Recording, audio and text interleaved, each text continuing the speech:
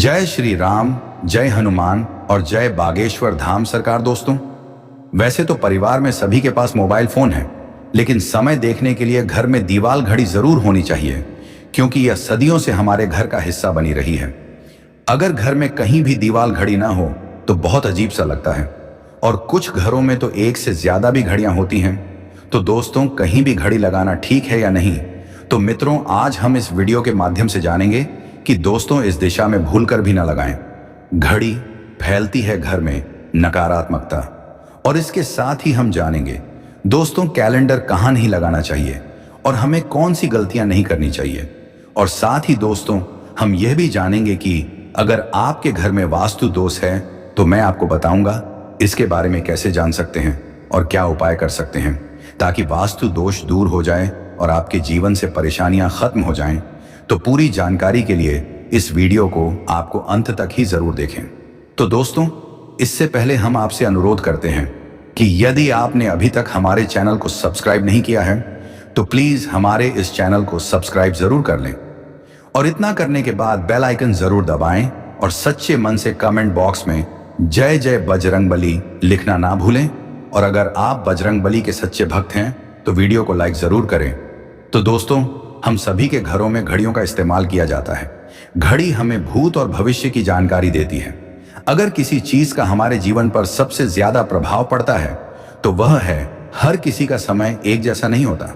हर किसी के जीवन में अच्छा और बुरा समय जरूर आता रहता है, और दोस्तों समय का चक्र चलता रहता है। समय किसी के लिए नहीं रुकता। लेकिन अगर हम आपसे कहें कि आप अपने समय को अच्छा बनाने के लिए कुछ चीजें कर सकते हैं, क्या हम कुछ उपाय कर सकते हैं, तो यह सुनकर आपको कैसा लगेगा? जी हाँ, हम बात कर रहे हैं हमारे घर में लगी उस घड़ी की जिसे हम रोज देखते हैं, लेकिन हमने कभी नहीं सोचा होगा कि यह घड़ी हमारा समय बदलने और अच्छा समय लाने में हमारी मदद कर सकती है। दोस्तों, हम जीवन में कई बार छोटी छोटी बातों को नजरअंदाज कर देते हैं, लेकिन कुछ बातें हमारे भाग्य पर अच्छा या बुरा प्रभाव डालती हैं। इसी तरह घर में कुछ और चीजें भी होती हैं जो आपके वास्तु दोष का कारण बनती हैं और आपकी परेशानी का कारण बनती हैं। आइए सबसे पहले जानते हैं कि आपको अपने घर में वास्तु दोष के बारे में कैसे पता चलता है और आप इसे आसानी से कैसे ठीक कर सकते हैं। दोस्तों, वास्तु शास्त्र के अनुसार अगर किसी भी घर में वास्तु दोष है तो यह आपके लिए बहुत हानिकारक होता है। इससे परिवार की सुख शांति और उन्नति में बाधा उत्पन्न होती है।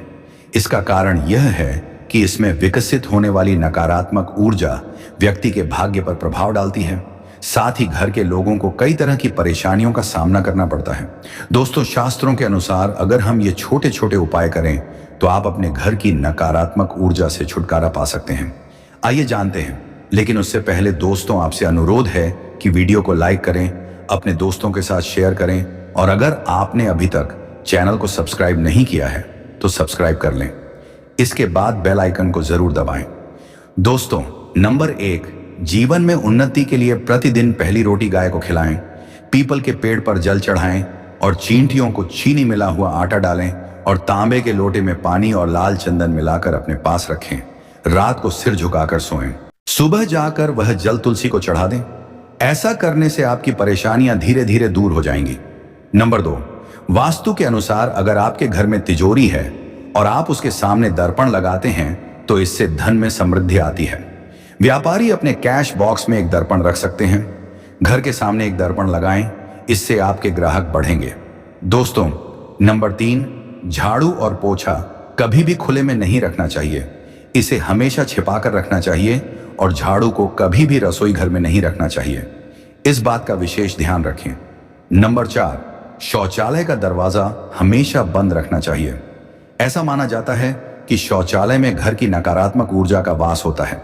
ऐसे में यदि शौचालय का दरवाजा खुला रखा जाए तो आपके घर में नकारात्मक ऊर्जा प्रवेश करती है। नंबर 5, घर में सुख शांति के लिए कपूर को घी में डुबोकर सुबह शाम जलाना चाहिए। इससे घर का वास्तु दोष भी कम होता है और घर में रहने वाले सदस्यों के जीवन में परेशानियां भी कम होती हैं। दोस्तों, चौथे नंबर पर दुर्घटनाओं से बचने के लिए शाम के समय हनुमान चालीसा के बाद घर में कपूर जलाना चाहिए। नंबर 7, घर में जिस स्थान पर वास्तु दोष हो उस स्थान पर कपूर की गोली रखें। खत्म होने के बाद इसे दोबारा वहीं रख दें। अंक 8, सूर्यास्त के कुछ समय बाद कभी भी किसी को दूध, दही या प्याज नहीं देना चाहिए। यह भाग्य में बाधक बन सकता है।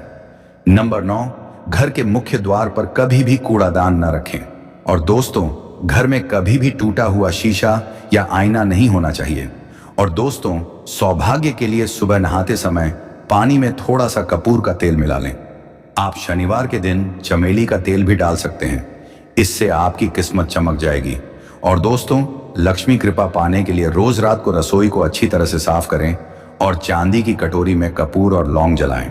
यदि यह अनुष्ठान प्रतिदिन किया जाए तो घर में समृद्धि बनी रहेगी और देवी लक्ष्मी जल्द ही ऐसे घर की ओर आकर्षित होंगी। दोस्तों, ऐसे घरों से नकारात्मकता दूर रहती है। और दोस्तों, घर के शयन कक्ष में पौधे नहीं लगाने चाहिए, इससे व्यक्ति पर नकारात्मक प्रभाव पड़ सकता है। नंबर और दोस्तों, घर में पेड़ पौधे लगाते समय पानी में सेंधा नमक मिला लें। आप सादा नमक भी इस्तेमाल कर सकते हैं, लेकिन दोस्तों यह अधिक फलदायी है। आपको जल्द ही शुभ फल प्राप्त होंगे। दोस्तों, घड़ी की सही दिशा आपको जीवन में सही रास्ता दिखाने में मदद कर सकती है। इसके अलावा हम ये भी बात करेंगे कि घड़ी कहाँ लगानी चाहिए और कहाँ नहीं लगानी चाहिए। जिस चीज के बारे में हम बात करेंगे वह है घड़ी का आकार। दोस्तों, यानी कि घड़ी कुछ वास्तुशास्त्र के अनुसार गोलाकार घड़ियां और अंडाकार आकार की घड़ियां सबसे अच्छी मानी जाती हैं। लेकिन आजकल देखा जा रहा है कि बाजार में कई तरह की घड़ियां उपलब्ध हैं। बाजार जिसमें परिवार के किसी सदस्य या भगवान की आकृति भी सर्वोत्तम मानी जाती है। तस्वीरें भी लगाई जाती हैं। लेकिन दोस्तों, आपको बता दें कि घर में घड़ी के साथ तस्वीरें लगाना बिल्कुल भी सही नहीं है। समय का प्रभाव घर के सदस्यों के जीवन पर देखने को मिलता है और घर में भगवान की तस्वीर वाली घड़ी बिल्कुल भी नहीं रखनी चाहिए, क्योंकि भगवान की तस्वीर वाली घड़ी को धूप बत्ती, अगरबत्ती और प्रतिदिन पूजा की आवश्यकता होती है और घड़ी कई महीनों तक धूल में पड़ी रहती है। यह भगवान का अपमान है और शुभ नहीं माना जाता है। यदि संभव हो तो अंडाकार आकार की घड़ी चुनें।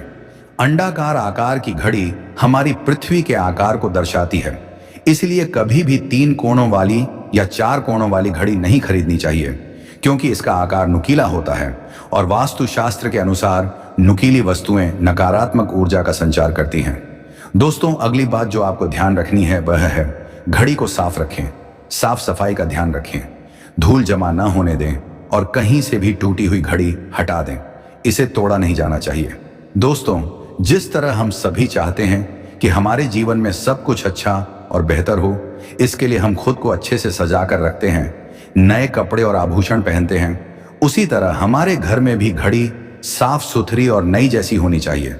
संभव यह कहीं से भी टूटा हुआ नहीं होना चाहिए। समय समय पर घड़ी पर लगी धूल और जाले साफ करते रहें ताकि आपकी किस्मत खराब ना हो। दोस्तों, कई घरों में पुरानी घड़ियों को रिपेयर करवाने के बाद ही इस्तेमाल करने की आदत होती है। अगर एक जगह नई घड़ी आती है तो पुरानी को किसी दूसरी जगह रख देते हैं।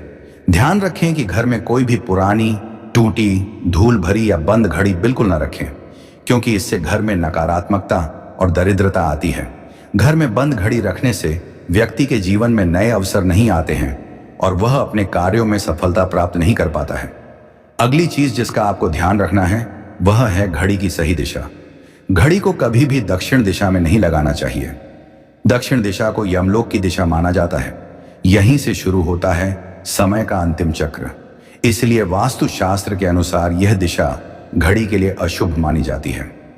घर में घड़ी कभी भी उत्तर दिशा, पूर्व दिशा या पश्चिम दिशा में नहीं लगानी चाहिए। इसे आप अपने कमरे में लगा सकते हैं, लेकिन ध्यान रखें कि घड़ी को कभी भी मुख्य दरवाजे, कमरे के दरवाजे या आने जाने के लिए इस्तेमाल होने वाले दरवाजे के ऊपर नहीं लगाना चाहिए, क्योंकि इससे आपकी गति और दिनचर्या प्रभावित हो सकती है। दोस्तों, घड़ी के साथ साथ कैलेंडर का भी ध्यान रखें। घड़ी जहां समय का प्रतीक है, वहीं कैलेंडर उससे जुड़ी तारीखों का लेखा जोखा देता है। कैलेंडर को पूर्वी या उत्तरी दीवार पर लगाना चाहिए। इसे कभी भी नहीं लगाना चाहिए, क्योंकि इससे वास्तु दोष उत्पन्न होता है।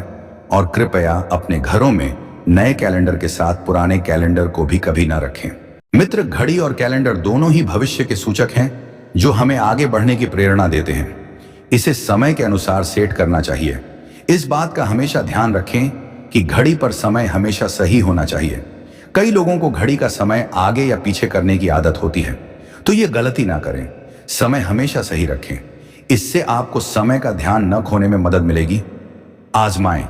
ये छोटा सा काम नहीं मिलेगा काल चक्र का बुरा फल। दोस्तों, ये छोटी छोटी बातें हैं जिनका आपको ध्यान रखना है।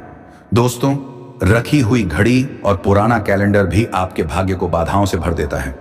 इसलिए समय के साथ आगे बढ़ते रहें। घड़ी और कैलेंडर बदलते रहें और कैलेंडर को कभी भी अपने शयन कक्ष में न लगाएं और न ही मुख्य दरवाजे पर लटकाएं। इसे शुभ नहीं माना जाता है। किसी को पुरानी घड़ी दान करना शुभ माना जाता है। इससे आपके मन से बुरा समय दूर हो जाता है। इसलिए यदि आपके घर में कोई पुरानी घड़ी जो टूट गई है तो उसे तुरंत घर से बाहर कर दें। दोस्तों, घर की उत्तर दिशा में देवी लक्ष्मी की एक तस्वीर लगाएं जिसमें वह कमल के आसन पर बैठी हुई हों।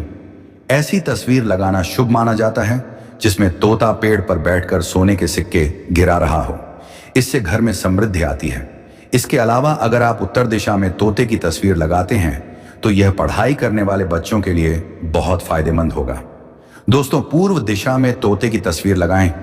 घर में सूर्य यंत्र स्थापित करें। पूर्वमुखी घर में मुख्य द्वार के बाहर ऊपर की ओर सूर्य की तस्वीर या मूर्ति लगाएं। इससे घर में सकारात्मक ऊर्जा का संचार होता है और नकारात्मक ऊर्जा का प्रवाह कम होता है। यह नौकरी और बिजनेस के लिहाज से शुभ है और यह फलदायी है